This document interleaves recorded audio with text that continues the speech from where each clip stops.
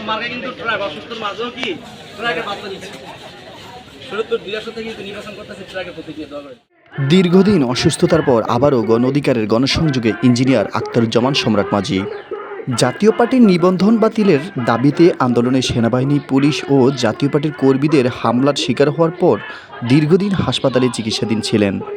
সুস্থ হওয়ার পর গণ অধিকারের পক্ষে আবারও গণসংযোগে নেমেছেন শরীয়তপুর ২ আসনের গণ অধিকার মনোনীত প্রার্থী মৃত্যুঞ্জয়ী ছাত্রনেতা আখতারুজ্জামান সম্রাট মাঝি। এ সময় শরীয়তপুর জেলা গণ অধিকার পরিষদ ও ছাত্র অধিকার পরিষদের নেতাকর্মীরা ফুলেল শুভেচ্ছা জানিয়ে তাকে বরণ করে নেন। রবিবার বিকেলে তিনি শরীয়তপুরের চেয়ারম্যান স্টেশন বাজারে জনতার মঞ্চে দাঁড়িয়ে সাধারণ মানুষের কাছে ট্রাকের পক্ষে ভোট চান। একই সঙ্গে আন্দোলনে সেনাবাহিনী, পুলিশ ও জাতীয় পার্টির কর্মীদের হামলা হৃদয়বিদারক ঘটনার বর্ণনা দিয়ে গণ অধিকার পরিষদের দাবি দাওয়া তুলে ধরেন।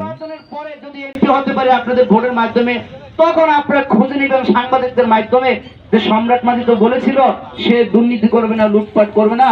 তো এখন দেখেন তো সাংবাদিক ভাইরা, এই ছেলেটা কি কোনো ধরনের লুটপাট করে কোটি টাকার মালিক হয়ে গেছে কিনা। যদি এই ধরনের কোনো অভিযোগ পান আপনারা নির্বাচিত করার পরে, তাহলে আপনারা জনগণ যা শাস্তি দিবেন তাই মাথা পেতে নিব। অস্তিত্ব টিকে রাখার জন্য আওয়ামী লীগের ব্যানারে গিয়েছে, এখন দেখা যাচ্ছে সেই লোকদেরকে বিভিন্নভাবে মামলা বাণিজ্য করছে, মামলা দিয়ে হয়রানি করছে।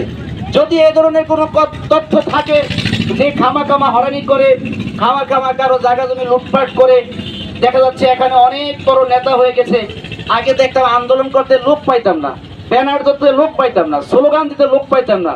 যারা সরকারের বিরুদ্ধে আন্দোলন আমরা করেছি, এখন দেখি ৫ তারিখের পরে নেতার কোনো অভাব নাই, ব্যানার পোস্টারের কোনো অভাব নাই। আবার শুনি এলাকার মধ্যে অর্থের বিনিময় বিচার আচার করে, যে অর্থ বেশি দেয় তার পক্ষে বিচার যায়।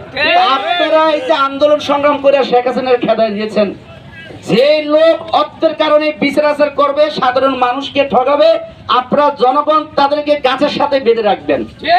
যখন কোন নেতা খেদা ছাড়াইতে আসে তখন বলবেন ভাই সে তো আমার হক মাইরা খেয়েছে, আমাকে বলছে যে তুমি টাকা দিলে তোমার জমি অন্যজনকে বুঝিয়ে দেবো। আমাদের দেশে কিন্তু জায়গা জমির সংখ্যা সবচেয়ে বেশি প্রতারিত হচ্ছে গরিব মানুষ, কারণ তার লাড়ির জোর নাই, বংশের জোর নাই, সে প্রতারিত হচ্ছে। তো আপনাদের কাছে একটা অনুরোধ, আপনারা মিলেমিশে থাকবেন, সবাই সবার বিপদে এগিয়ে আসবেন। আর আপনারা যেহেতু সামনে নির্বাচন, যেহেতু আমি মনোনীত প্রার্থী শরীয়তপুর ২ আসন গণ অধিকার পরিষদের, আল্লাহর হস্তে মেহেরবানি করে আপনারা আমাকে ট্রাক মার্কে ভোট দিবেন।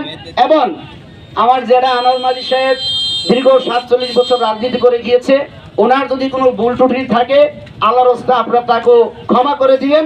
আল্লাহ পাক যেন আনোয়ার মাঝি সাহেবকে জান্নাত নসিব। আমাকে আল্লাহর হস্তে আপনারা একটা সুযোগ দিবেন।